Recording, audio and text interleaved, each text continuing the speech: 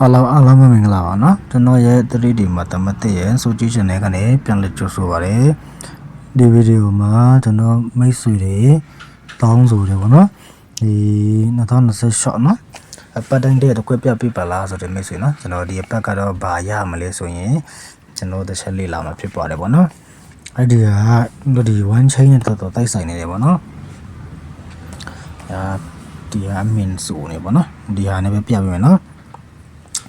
ဒီမှာ2024ရေ2025ရေ2026ရေပေါ့နော်ဟုတ်ပြီနော်2024 25 26မှာ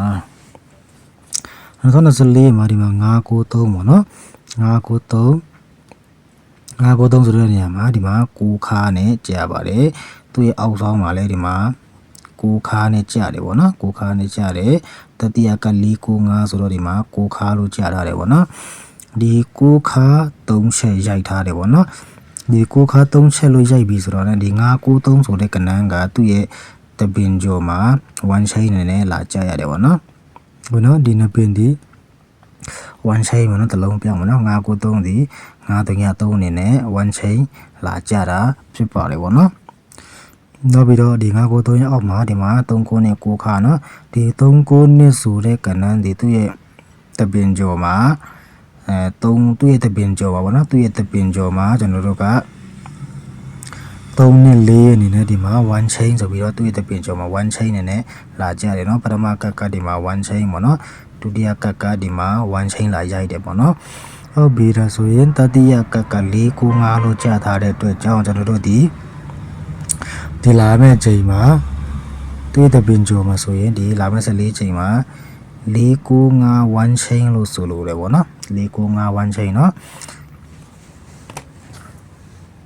ဒီ495 one chain သူကစားတဲ့အချိန်မှာ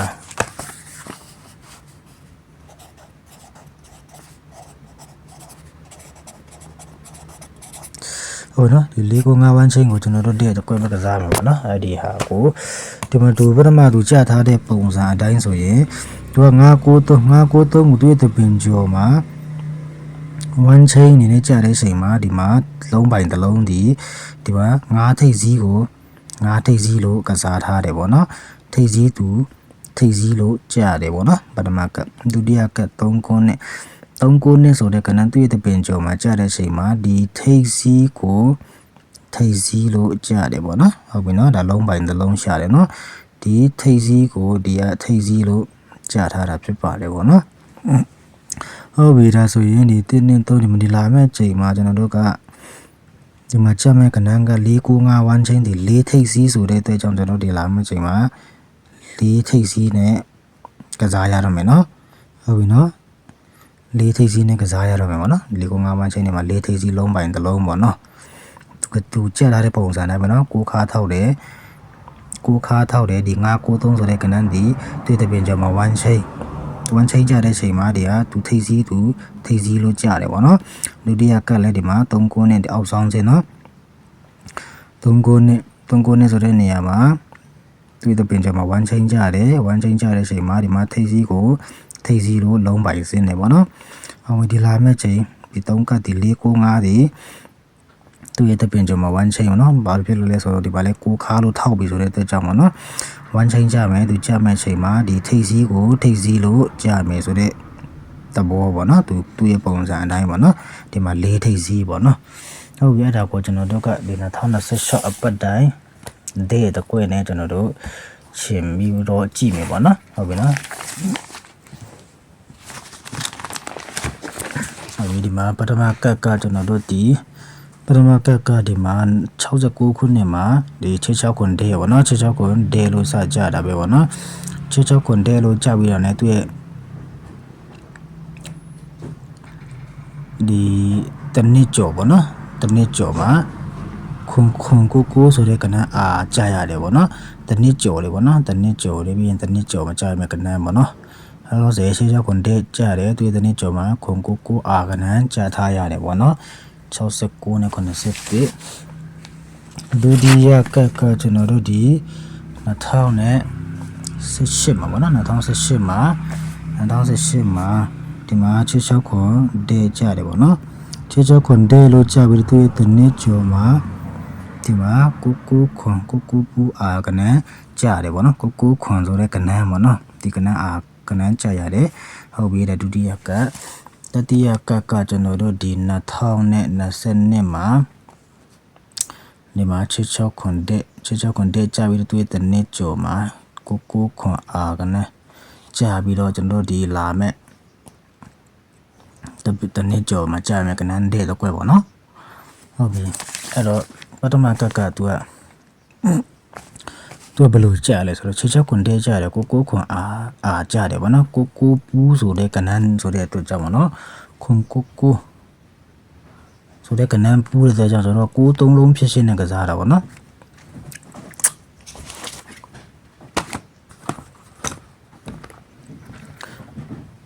ဘယ်လိုကစားမလဲဆိုရင်ဒီမှာခွန်ကိုအားလို့ကြောက်သူတနေ့ကျော်မှာ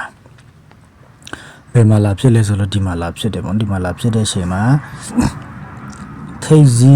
သူ့ရဲ့တင်းနှစ်သုံးเนาะသူ့ရဲ့ဒီခွန်ကိုကြထားတဲ့နဲ့ကယ်ရီဆွဲတာဗောနော်ဒီမှာ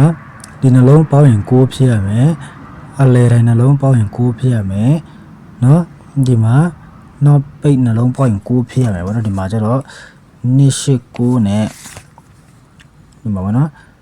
289ရဲ့အောက်ကခွန်တစ်တုံရဗောနော်ခွန်တစ်တုံရဗောနော်ဒီဟာပေါင်းရင်ကျွန်တော်တို့ကဒီမှာ9နဲ့3နဲ့ပေါင်းရင်9ရှင်းနဲ့နဲ့ပေါင်းရင်9ခွန်နဲ့ပေါင်းရင်9ဆိုတော့ဒါက9သုံးလုံးဖြစ်ရှင်းနေဗောနော်ဖြစ်ရှင်းနဲ့အဲ့လိုမျိုးတစ်နှစ်မှာအဲ့နော်ဒီလိုချပေးလို့ရှိရင်အဲ့လိုမျိုးကြာထားရတယ်ဗောနော်ဟုတ်ပြီနော်အဲ့ဒါပထမကတ်ဆိုပြီးတော့ဒီမှာခွန်တစ်တုံရတဲ့ဒီဖြစ်ရှင်းနဲ့ဒီနေ့ရှိ9နဲ့ရှိခံတဲ့အချိန်မှာ9သုံးလုံးဖြစ်ရှင်းဆိုရင်ဒီခွန်တစ်တုံရနဲ့တဲ့တကွက်ထွက်တယ်ဗောနော်အဲ့ဒီတော့ကြောင့်ဒီမှာခွန်တစ်တုံရတဲ့တကွက်နော်ဒီလိုတင်းနဲ့3ချိန်စောင်းတက်တဲ့အချိန်မှာဗောနော်ဟုတ်ပြီဒုတိယက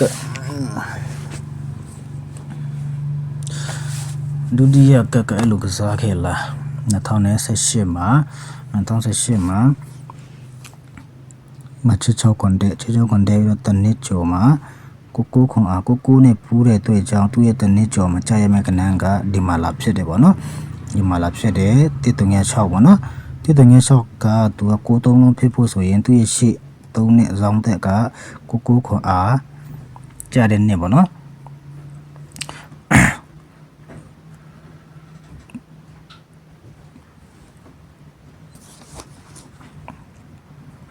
ကိုခွန်အားကြတဲ့နဲ့ကယ်ရီဆွဲတာဗောနော်ဒီမှာ1နဲ့3ချိန်ကြတယ်နော်ဒီ3ချိန်မှာဒီမှာ693ဒီမှာ8နဲ့1နဲ့ပေါင်းရင်9နဲ့3နဲ့ပေါင်းရင်9 3နဲ့6ရင်ပေါင်းရင်9ဆိုတဲ့ကြောင့်136တဲ့တကွက်ဗောနော်ဟုတ်ပြီ693ရေဒီမှာသူက693ရေ136လာမှတာလဲဒီမှာဒီနှလုံးပေါင်းရင်9ဒီနှလုံးပေါင်းရင်9ဒီ9သုံးလုံးဖြစ်ရှင်းနေဗောနော်9သုံးလုံးဖြစ်ရှင်းနေဒီမှာ136တဲ့တကွက်ဗောနော်အဲ့ဒီအချိန်မှာကြားတယ်ဗောနော်136တဲ့ဆိုပြီးတော့ဒီမှာ136နော်ဟုတ်ပြီနော်ဟုတ်ပြီဒီလာမဲ့ချိန်ကျတော့ဒီမှာလဲနော်ဒီ2020မှာလဲဒီလို66ခွန်တဲ့ကြားဘူးပြီးတနစ်ကျော်မှာ9ခွန်အာဆိုတဲ့အာကနန်းနဲ့ကြာဘူးဗောနော်9ပူးနဲ့ကြာပြီဆိုရင်ဒီတနစ်ကျော်ဒီ2026မှာနော်2026မှာဒီအပတ်မနော်ဒီလာမဲ့ချိန်မှာဗောနော်ဒီလာမဲ့ချိန်9သုံးလုံးဖြစ်ရှင်းကတော့ကျွန်တော်တို့ဒီမှာ1နဲ့3မနော်ဒီမှာ9 3 3လို့ထောက်တယ်နော်9 3 3လို့ထောက်နေတယ်အဲ့ဒါကိုကျွန်တော်9သုံးလုံးဖြစ်ရှင်းတဲ့ကစားရမယ်ဆိုရင်ဒီမှာ3ကို6နဲ့ပေါင်းမှတာလင်း9ဖြစ်မယ်အလဲတိုင်းနှလုံးပေါင်းရင်9ဖြစ်ဖို့ဆိုရင်3ညရှိတယ်3ညကို9နဲ့ပေါင်းမှ9ဖြစ်မယ်ပြီးတော့ထိပ်စီးပေါ့နော်ထိပ်စီးကိုဒီမှာ9ဖြစ်ဖို့ဆိုရင်ဒီမှာ9ထိပ်စီးလာနေပြီအဲ့ဒါကြောင့်ကျွန်တော်တို့4ထိပ်စီးမှထဲမှတာလင်း9သုံးလုံးဖြစ်မယ်ပေါ့နော်ရှင်းရှင်းဆိုတဲ့အတွက်ကြောင့်ကျွန်တော်တို့ဒီ496တဲ့တကွက်ပေါ့နော်496တဲ့တကွက်ရှိတယ်ပြီးတော့ကျွန်တော်တို့က495 chain ဆိုတဲ့အတွက်ကြောင့်နော်495 chain နဲ့ခုန4ထိပ်စီးပေါ့နော်ဒီ496 ဒီ4ကို9ဝန်းချင်းမှာက4ထိပ်စီးပေါ့နော်ဒီ4ထိပ်စီးကအလုံးပိုင်နဲ့ပုံတည်ကြတယ်ပေါ့နော်ဟုတ်ပြီနော်အဲဒါကြောင့်ကျွန်တော်တို့2026ပတ်တိုင်းတဲ့တကွက်ပေါ့နော်အပတ်တိုင်းတဲ့တကွက်ဒီလာမဲ့ပင်ကတော့ဒီမှာ496ရနေတယ်ပေါ့နော်496တဲ့တကွက်ပဲထိုးရမှာဖြစ်ပါတယ်ပေါ့နော်အဲဒီမှာကျွန်တော်ဒီထိပ်စီးနဲ့ဒီထိပ်စီးပေါ့နော်ဒီ496နော်4ထိပ်စီးနဲ့ကစားရမှာပေါ့နော်တဲ့တကွက်ပဲပေါ့နော်ဒီမှာခွန်တငယ်တက်မှာလဲပထမကတ်မှာလဲခွန်တက်တုံငယ်တဲ့ကိုဖြစ်ရှင်ဒုတိယကတ်မှာလဲတက်တုံငယ်6ကိုသုံးလုံးဖြစ်ရှင်နေမှာနော်ဒီဘက်က9တုံငယ်3နဲ့ရှေ့ခံထားတဲ့အတွက်ကြောင့်ကျွန်တော်ဒီ496ဆိုတော့ကိုသုံးလုံးဖြစ်ဖို့ဆိုရင်ဒီမှာ6နော်ဒီနှလုံးပေါင်း6ဒီနှလုံးပေါင်းရင်9ဒီနှလုံးပေါင်းရင်9ဒီနှလုံးပေါင်းရင်9ဒီနှလုံးပေါင်းရင်9ကိုသုံးလုံးဖြစ်ရှင်တဲ့496တဲ့တကွက်ပဲရှိတယ်ပေါ့နော်ခုနကကျွန်တော်တို့ကြည့်လိုက်တဲ့ one chain site ကလေ495 one chain 4ထိပ်စီးနေပေါ့နော်ဟုတ်ပြီနော်ဒီမှာကျတော့ဒီမှာ9ခါ3ချက်ထောက်တယ်9ခါပထမတစ်ချက်ထောက်တာသူ့ရဲ့တပင်ကျော်မှာ one chain ကျတဲ့အချိန်မှာထိပ်စီးကိုထိပ်စီးလို့ကျတယ်ပေါ့နော်ဒီမှာဒုတိယ9ခါထောက်တယ်3ကိုနဲ့ဒီ9ခါထောက်တဲ့ဒုတိယကံတူတပင်ကျော်မှာ one chain စင်းနဲ့တလုံးပြောင်းပါနော်အဲဒီမှာထိပ်စီးကိုထိပ်စီးလို့ဆင်းနေပါနော်ဟုတ်ပြီတတိယကဒီမှာ495 9ထိပ်9ခါလို့ထောက်တဲ့အတွက်ကြောင့်တွေ့တဲ့ပင်ကျော်မှာ one chain လို့ဆိုလို့တယ် one chain ကြမယ့်အချိန်မှာဒီမှာထိပ်စီးကိုထိပ်စီးလို့ကြာရမယ်လို့ဆိုလို့တယ်ပေါ့နော်ဒီက4ထိပ်ကို4ထိပ်ဆိုတဲ့အတွက်ကြောင့်ဒီ2026မှာ495 one chain တကတ်နဲ့ကျွန်တော်တို့ဒီ2026တဲ့တကွက်က496ဆိုတော့ကွက်တီပဲပေါ့နော်ဒီ496ကတော့ကျွန်တော်တို့မွေးကွက်လည်းဖြစ်ပါတယ်ပေါ့နော်ဒီဟာကမွေးကနန်းလည်းဖြစ်တယ်ဒါပေမဲ့ကျွန်တော်တို့မွေးကွက်ကတော့964တဲ့ဖြစ်ပါတယ်ပေါ့နော်မွေးကွက်ကတော့964တဲ့ပေါ့နော်မွေးကွက်ဖြစ်တဲ့အတွက်ကြောင့်ဒီကောင်ကိုရန်ထိုးရင်တော့ပိုစင်ပြေတယ်ပေါ့နော်တော့မဲ့ဆိုင်ရကျွန်တော်496တဲ့တကွက်ပဲဖြစ်ပါတယ်ပေါ့နော်ဟုတ်ကဲ့လုံးကိုကျေးဇူးတင်ပါတယ်ပေါ့နော်ကျွန်တော်ရဲ့ဒီ channel အသစ်ကိုလည်းကျွန်တော် link ချပေးထားတယ်ပေါ့နော်ကျွန်တော် link ချထားတယ်ဒီမှာကျွန်တော်ရဲ့ wall ထဲဝင်ကြည့်လိုက်နော်ဝင်ကြည့်လို့ရှိရင်အောက်ဆုံး YouTube link Facebook link တွေချထားတယ်ပေါ့နော်အောက်ဆုံး link ပေါ့နော်အောက်ဆုံးကျွန်တော်ရဲ့ channel link ကိုဝင်နှိပ်ပြီးလို့ရှိရင်တစ်ခါတည်းတန်းရောက်တယ်ပေါ့နော်ဘယ်ဟာရောက်မလဲဆိုမှကျွန်တော်ပြထားတဲ့ပုံပေါ့နော်ဒီပုံကိုဒီ channel ပေါ့နော်တချို့ channel မတိတဲ့မိတ်ဆွေတွေပေါ့နော်ဒီကျွန်တော်ကိုနော်ဖုန်းနံပါတ်မေးနေမယ်ကျွန်တော်တင်ပေးတာမတွေ့ဘူးလားမသိဘူးနော်ဒီဟာပေါ့နော်43လုံး18 3 3ပေါ့နော်ဒီကောင်တွေကိုကျွန်တော် Viber 3ပါတယ်ပေါ့နော်ကျွန်တော် Viber မှာဟိုင်းလာလိုက်နော်ဒီမှာ168ပေါ့နော်အဲ့တော့ကျွန်တော်မိချိုတော့လည်းပြန်ရှာလို့ရတယ်လို့ရမှာကျွန်တော် Viber မှာဟိုင်းလာပေါ့နော်ဟုတ်ပြီနော်496တဲ့နော်ပြီးတော့ဒီမွေးကွက်ဖြစ်တဲ့964တဲ့လည်းရှိတယ်ပေါ့နော်ဒီပတ်ကျတော့ဒီ495 one chain နဲ့4ထိပ်စီး2026တဲ့တကွက်က496ဟုတ်ကဲ့အားလုံးပဲကန်ဆယ်ကြပါသေးဘူးနော်တိုင်းနေတဲ့ရင် like subscribe share လေးလုပ်သွားလိုက်ပြန်နော်